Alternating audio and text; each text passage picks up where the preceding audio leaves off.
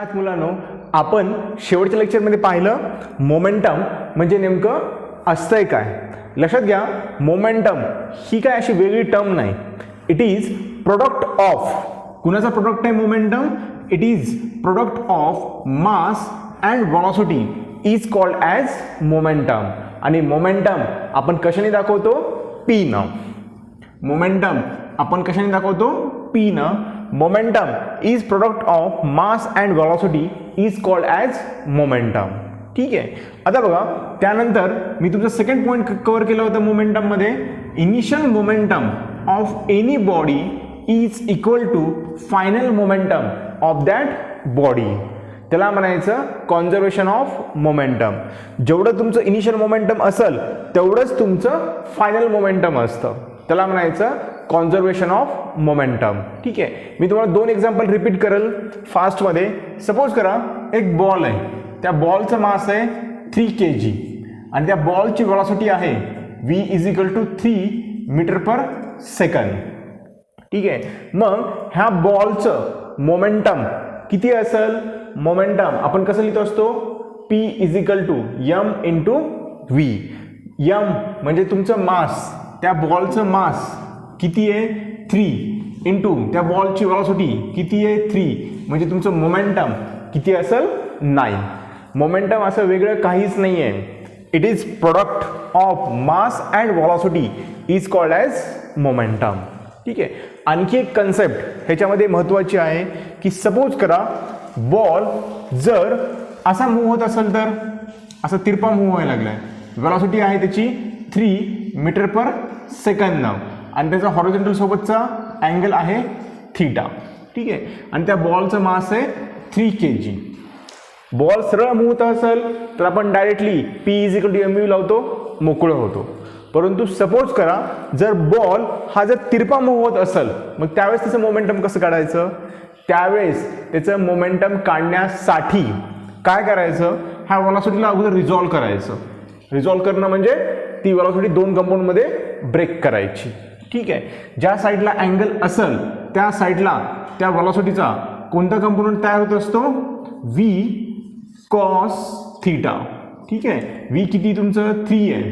3 cos theta. आणि राहिलेल्या 90 डिग्रीमध्ये त्या व्हेलॉसिटीचा सेकंड कंपोनंट तयार होत असतो, तो होत असतो v sin theta. v sin theta म्हणजेच 3 sin थीटा. ठीक आहे. जर बॉल जर तिरपा मूव्ह होत असेल तर त्याचं मोमेंटम डायरेक्टली 3 इंटू 3 असं करायचं नाही. तिरपा मूव्ह होत असेल ते व्हेलॉसिटीला अगोदर रिझॉल्व करायचं दोन कंपोनंटमध्ये आणि त्यानंतर त्याचं मोमेंटम लिहायचं. आता बघा, ह्या कंपोनंटसाठी, व्हेलॉसिटीच्या ह्या कंपोनंटसाठी तुमचं मोमेंटम मी कसं लिहितो बघा? Momentum in x direction. Momentum in x direction किती आहे? मास 3, व्हेलॉसिटी किती आहे? 3 cos थीटा. म्हणजे तुमचं मोमेंटम इन एक्स डायरेक्शन किती आलं? 9 cos थीटा. ठीक आहे. त्यानंतर मोमेंटम इन वाय डायरेक्शन काढावं लागतं. मग मोमेंटम इन वाय डायरेक्शन किती येतं बघा? मास किती आहे? 3. त्यानंतर व्हेलॉसिटी किती आहे? 3 sin थीटा. म्हणजे तुमचं मोमेंटम किती आलं वाय डायरेक्शनमध्ये? 9 sin theta. समजलं? बॉल जर सरळ मूव्ह होत असेल तर डायरेक्टली m इंटू v लावून टाका त्या बॉलचं मोमेंटम काढण्यासाठी. बॉल जर तिरपा मूव्ह होत असेल तर त्या व्हेलॉसिटीला अगोदर रिझॉल्व करा. रिझॉल्व करून ह्या डायरेक्शनमधलं मोमेंटम सेपरेट काढा, ह्या डायरेक्शनमधलं मोमेंटम सेपरेट काढा. समजलं? आज मी तुमचा नवीन पॉईंट स्टार्ट करत आहे, दॅट इज इम्पल्स. चला तर मग आजचा नवीन पॉईंट टाका, impulse. First of all definition लिहून घ्या की इम्पल्स नेमकं असतंय काय? इम्पल्स नेमकं असतंय काय? आता बघा, इम्पल्स काय असतं? इम्पल्स काय असतं मी अगोदर डेफिनेशन सांगेल, त्यानंतर मी तुम्हाला एक्झाम्पल देईल. एक्झाम्पल दिलं ना संपून जाईल सगळं, म्हणजे कळून जाईल. आता बघा, force acting on body for very short duration. एखाद्या बॉडीवरती फोर्स ॲक्ट होतो परंतु एकदम शॉर्ट ड्युरेशनसाठी. शॉर्ट म्हणजे एकदम कमी वेळेसाठी. ज्यावेळेस एखाद्या बॉडीवरती फोर्स ॲक्ट होतो, सपोज ही बॉडी आहे, त्याच्यावरती मी फोर्स ॲक्ट केला, परंतु एकदम छोट्याशा ड्युरेशनसाठी, छोट्याशा, सपोज करा हा बॉल आहे, हा बॉल आहे, हा बॉलवरती मी फोर्स ॲक्ट करायला लागलो, पण एकदम कमी ड्युरेशनसाठी. दाखवू का तुम्हाला? एकदम कमी ड्युरेशनसाठी मी ॲक्ट केला force. The force acting on a body for very short duration is called as impulse. ठीक आहे. आणखी एक एक्झाम्पल सांगू. सपोज करा तुम्ही फुटबॉल खेळतात. ठीक आहे. फुटबॉल खेळताना तुम्ही त्या फुटबॉलला एकदम झट दिशा त्या बॉलला पाय मारतात, म्हणजे तुम्ही त्या बॉलवरती फोर्स लावतात, परंतु एकदम छोट्या ड्युरेशनसाठी. त्या बॉलवरती तुम्ही फोर्स लावतात पण एकदम छोट्या ड्युरेशनसाठी. त्याला काय म्हणायचं? इम्पल्स. आणखी एक एक्झाम्पल बघा. तुम्ही क्रिकेट खेळतात. क्रिकेट तुम्ही बॅटनं बॉल मारतात, बॉलवरती तुम्ही फोर्स लावतात, परंतु एकदम छोट्या ड्युरेशनसाठी. एकदम छोट्या ड्युरेशनसाठी तुम्ही फोर्स लावला की त्याला काय म्हणायचं? इम्पल्स. ठीक आहे. Force acting on a body for very short duration is called as impulse. ठीक आहे. इम्पल्स आपण कशाने दाखवतो? जेनं. मोमेंटम आपण कशाने दाखवतो? पीनं. इम्पल्स आपण कशाने दाखवतो? जेनं. ठीक आहे. मग इम्पल्सचा फॉर्म्युला बघा. Impulse is equal to force into time. Impulse is equal to force into time. Force, त्या बॉडीवरती मी किती फोर्स ॲक्ट केला आहे आणि तो फोर्स एकदम छोट्या टायमिंगसाठी असतो. ठीक आहे. त्याला म्हणायचं इम्पल्स. लक्षात. मग इम्पल्सचा फॉर्म्युला काय येईल? Force into time is called as impulse. Momentum, mass into velocity is called as momentum. समजलं? ठीक आहे. खाली टाका आता नोट्स किंवा नोट की ज्या नीटसाठी महत्त्वाच्या आहेत. ठीक आहे. पहिली नोट लिहा आता. First note. Impulse, impulse is vector quantity. Impulse is vector quantity. काय म्हटलं मी? इम्पल्स ही कशी क्वांटिटी आहे? वेक्टर क्वांटिटी आहे. जसं मोमेंटम ही कशी क्वांटिटी होती? वेक्टर क्वांटिटी होती. सेम तसंच इम्पल्स की जे आपण जेने दाखवतो ती कशी क्वांटिटी आहे? वेक्टर क्वांटिटी आहे. वेक्टर क्वांटिटी म्हटलं की त्याला तीन गोष्टी असायला पाहिजेत. पल्साला पण तीन, तसं त्याला तीन गोष्टी असायला पाहिजेत. त्याला मॅग्निट्यूड असायला पाहिजे, त्याला डायरेक्शन असायला पाहिजे, त्यांनी ओबे करायला पाहिजे वेक्टरचे ॲडिशनचे लॉ. समजलं? ठीक आहे. इम्पल्स इज वेक्टर क्वांटिटी, त्याला मॅग्निट्यूड असेल, मग त्याची डायरेक्शन काय असेल? डायरेक्शन महत्त्वाची आहे त्याची. ठीक आहे. Impulse is vector quantity. Its direction is in the direction of force. In the direction of force. काय म्हटलं मी? इम्पल्स वेक्टर क्वांटिटी आहे आणि त्या क्वांटिटीची डायरेक्शन ही कशी असेल? In the direction of force. म्हणजे तुमचा फोर्स जर ह्या डायरेक्शनमध्ये असेल तर तुमच्या इम्पल्सची पण डायरेक्शन अशीच असेल, खालीच असेल. ज्या डायरेक्शनमध्ये फोर्स असेल त्याच डायरेक्शनमध्ये इम्पल्सचं डायरेक्शन असेल, तेच इम्पल्सचं डायरेक्शन असेल. समजलं? त्यानंतर सेकंड पॉईंटला आता SI unit of impulse. Second point टाका. SI unit of impulse. इम्पल्सचं SI युनिट सांगा बरं आता काय येईल? इम्पल्सचं SI युनिट.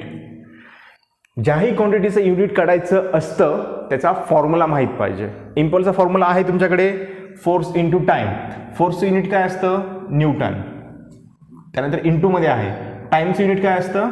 सेकंद. म्हणजे इम्पल्सचं SI युनिट काय असेल? Newton second. लक्षात? ठीक आहे. त्यानंतर थर्ड पॉईंट टाका डायमेन्शन. थर्ड पॉईंट टाका डायमेन्शन ऑफ इम्पल्स. हा नीट मधला क्वेश्चन आहे. नीट मधला क्वेश्चन आहे. मोमेंटमचे डायमेन्शन नीटमध्ये विचारलेले आहेत एकदा. इम्पल्सचे पण डायरेक्शन नीटमध्ये विचारलेत. ज्याचं आपल्याला डायमेन्शन काढायचे असतात त्याचा आपल्याला फॉर्म्युला माहीत पाहिजे. ठीक आहे. फॉर्म्युला माहीत असेल तर डायमेन्शन निघतं, अदरवाईज निघत नाही. ठीक आहे. त्यामुळे फॉर्म्युले माहीत पाहिजेत. डायमेन्शन ऑफ इम्पल्स कसं काढतो बघा मी आता. इम्पल्स मी कशाने दाखवतो? जेनं. मला फॉर्म्युला माहिती F इंटू टी. ठीक आहे. मग ज्याचं डायमेन्शन काढायचं आहे त्याला ब्रॅकेटमध्ये टाकायचं, फोर्सचं पण डायमेन्शन काढायचं आहे मला, इंटू टाईमचं पण डायमेन्शन काढायचं आहे मला. ठीक आहे. मग बघा आता मी डायमेन्शन कसं काढतो. Dimension of impulse is equal to फोर्सचं डायमेन्शन काय आहे तुमचं m1 L1 T⁻². आता डायमेन्शन जे बेसिक क्वांटिटी आहेत फोर्स, ॲक्सेलरेशन, व्हेलॉसिटी ह्याचं डायमेन्शन आता तोंडपाठ पाहिजे नीटसाठी. ठीक आहे. मग फोर्सचं डायमेन्शन m1 L1 T⁻², टाईमचं डायमेन्शन किती येतं T1. ठीक आहे. मग इम्पल्सचं डायमेन्शन काय येतं बघा m1 L1 T⁻². समजलं. इम्पल्सचं डायमेन्शन काय येतं m1 L1 T⁻². ठीक आहे. किती पॉईंट झाले 3 पॉईंट झाले. ठीक आहे. आता फोर्थ पॉईंट टाका. फोर्थ पॉईंट एरिया सगळ्यात महत्त्वाचा फोर्थ पॉईंट आहे. फोर्थ पॉईंटवरती नीटमध्ये एक्झाम्पल आलेलं आहे ते फर्स्ट एक्झाम्पल मी घेईल. ठीक आहे. इम्पल्स पॉईंटची थिअरी झाल्यानंतर the area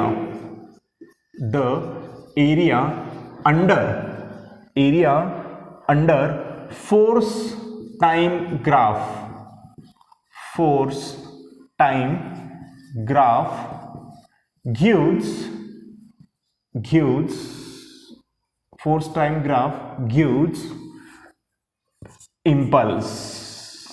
gives impulse. The area under force time graph gives impulse.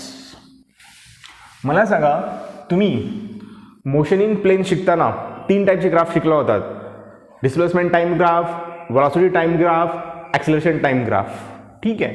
तुम्ही त्यावेळेस शिकलात area under displacement time graph gives velocity. ठीक आहे. त्यावेळेस शिकलात तुम्ही. आता बघा इथं काय म्हणतंय the area under force time graph gives impulse. Suppose करा हा तुमचा फोर्स टाइम ग्राफ आहे. इथं टाइम आहे, इथं फोर्स आहे. ग्राफ कसं तरी असा आहे, असा वाकडा तिकडे ग्राफ आहे. ठीक आहे. इथला सपोज करा इथला टाइम आहे तुमचा T1 आणि इथला टाइम आहे तुमचा T2. ठीक आहे. ह्या ग्राफच्या अंडरचा एरिया, एरिया अंडर ग्राफ जर तुम्ही त्या ग्राफच्या अंडरचा एरिया काढलात, एरिया अंडर ग्राफ ह्या ग्राफच्या अंडरचा एरिया काढलात तर तुम्हाला काय भेटतं इम्पल्स भेटतं. तुम्हाला काय भेटतं इम्पल्स भेटतं. काय म्हटलं मी the area under this graph gives impulse. नीटमध्ये ह्याच्यावरती क्वेश्चन आलेला आहे तो मी घेईल तुम्हाला. ठीक आहे. झाला फोर्थ पॉईंट. आता शेवटचा पॉईंट टाका. रिलेशन बिटवीन इम्पल्स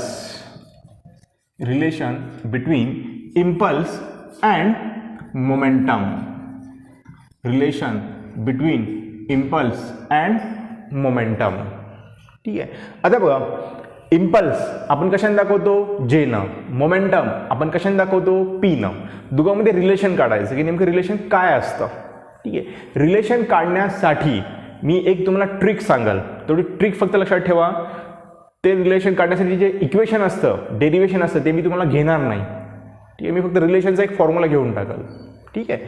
सपोज करा हा तुमचा फुटबॉल आहे. ह्या फुटबॉलचं मास आहे m. हा फुटबॉल v वेलोसिटीनं पळायला लागलाय. काय म्हटलं मी हा एक फुटबॉल आहे, गोळा नाही आहे, फुटबॉल आहे. त्याचं मास m आहे, त्याची वेलोसिटी v आहे. हा पळायला लागला. ठीक आहे. मला सांगा ह्या फुटबॉलचं, आता हे फुटबॉल वाटायला पाहिजे म्हणून जरा मी असं ह्याच्यावरती फुटबॉलचे मार्क काढतो. ह्या फुटबॉलचं मोमेंटम काय असेल. सपोज करा ह्या फुटबॉलचं मोमेंटम आहे, मी ह्याला इनिशियल मोमेंटम म्हणतो. त्या फुटबॉलचं मोमेंटम आहे मास इंटू वेलोसिटी. ह्या फुटबॉलचं मोमेंटम किती आहे m इंटू v. ठीक आहे. आता तुम्ही काय केलात, तुम्ही आलात आणि त्या फुटबॉलला जोरात लात मारलात. तुम्हाला डोळे वगैरे काढतो, हे डोळे तुमचे. ठीक आहे. हसायला लागलात, हे तुमचे कान, हे तुमचे कान. ठीक आहे. हा फुटबॉल होता. फुटबॉल असं चालायला लागला होता आणि तुम्ही मागून आलात आणि खट्ट दिशा लात मारलात त्याला. खट्ट दिशा लात मारलात म्हणजे तुम्ही शॉर्ट ड्युरेशनचा फोर्स लावलात, म्हणजे तुम्ही त्याच्यावरती इम्पल्स लावलात. ठीक आहे. तुम्ही त्याच्यावरती इम्पल्स लावलात. इम्पल्स कशाने दाखवतो मी? जेनं. ठीक आहे. इमॅजिन करा, सपोज असा बॉल होता, त्याच्यावरती असं खट्ट दिशा लात मारलात तुम्ही. त्या बॉलचं इम्पल्स काय होतं? त्या बॉलचं मोमेंटम काय होतं? P = ME. त्याचं इनिशियल मोमेंटम काय होतं? PI. तुम्ही त्याच्यावरती खट्ट दिशा लात मारलात पायानं, जोरात शॉर्ट ड्युरेशनसाठी फोर्स अप्लाय केलात, म्हणजे तुम्ही त्याच्यावरती इम्पल्स अप्लाय केलात. ठीक आहे. आता बघा, तुमचं बॉलचं इनिशियल मोमेंटम होतं PI. तुमच्या बॉलचं इनिशियल मोमेंटम होतं PI. त्याच्यावरती तुम्ही इम्पल्स लावलात, त्या मोमेंटममध्ये तुम्ही इम्पल्स ॲड केलात. ठीक आहे. म्हणजे त्या बॉलचं मोमेंटम आता चेंज होईल. त्या बॉलचं मोमेंटम चेंज होईल ना. तुम्ही लात मारल्या तर बॉल फास्ट पळायला लागेल. ठीक आहे. म्हणजेच त्याचं आता फायनल मोमेंटम झालं PF. काय म्हणलं मी? समजलं? बॉलचं इनिशियल मोमेंटम PI होतं, त्याच्यावरती तुम्ही इम्पल्स लावलात. इनिशियल मोमेंटममध्ये इम्पल्स मी मिक्स केलं आणि त्या बॉलचं मोमेंटम नवीन तयार झालं, ते म्हणतो आपण त्याचं फायनल मोमेंटम. ठीक आहे. मग मला सांगा, मला जर इम्पल्स काढायचं असेल, J काढायचं असेल, तर मी काय करतो बघा, ह्या जेला इथे ठेवतो, ह्या PIला इकडे घेऊन जातो. म्हणजे final momentum minus initial momentum. आलं लक्षात? मी ह्या जेला इथेच ठेवलं, ह्या Pला मी इकडे घेऊन गेलो, म्हणजे मायनस झालं PF मायनस PI. ठीक आहे. म्हणजेच काय लिहू शकतो बघा, J फायनल मायनस इनिशियल. आपण काय म्हणतो त्याला? Final minus initial. ह्याला आपण काय म्हणतो? Change in momentum. लक्षात? आपण चेंज कसं दाखवत असतो? शिकलात ना आपण? चेंज आपण कशाने दाखवत असतो? डेलनं. चेंज इन मोमेंटम कसं असतं? Final momentum minus initial momentum. ह्याला मॉडमध्ये लिहायचं. ठीक आहे. म्हणजेच PF मायनस PI तुमचं काय होईल? Change in momentum. लक्षात? नीटसाठी J PF मायनस PI हा महत्त्वाचा फॉर्म्युला आहे. लक्षात? J impulse PF minus PI किंवा इम्पल्स चेंज इन मोमेंटम हा महत्त्वाचा फॉर्म्युला आहे. ठीक आहे. आता बघा, the area under force time graph gives impulse. ठीक आहे. मग मी इम्पल्सच्या ऐवजी मी असं लिहू शकतो PF minus PI. Impulse change in momentum. ह्याच्यावरून मी इथं असं लिहू शकतो. म्हणजेच एरिया अंडर ग्राफ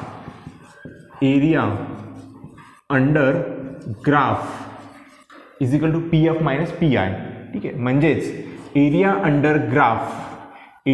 अंडर म्हटलं तिथं असं करा, force time graph.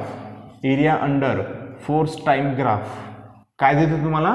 Change in momentum. सगळ्यात महत्त्वाची गोष्ट आहे. ह्याच्यावरती खूप सारे नीटमध्ये एक्झाम्पल्स विचारलेत. समजलं?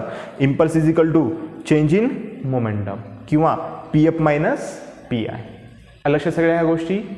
ठीक आहे.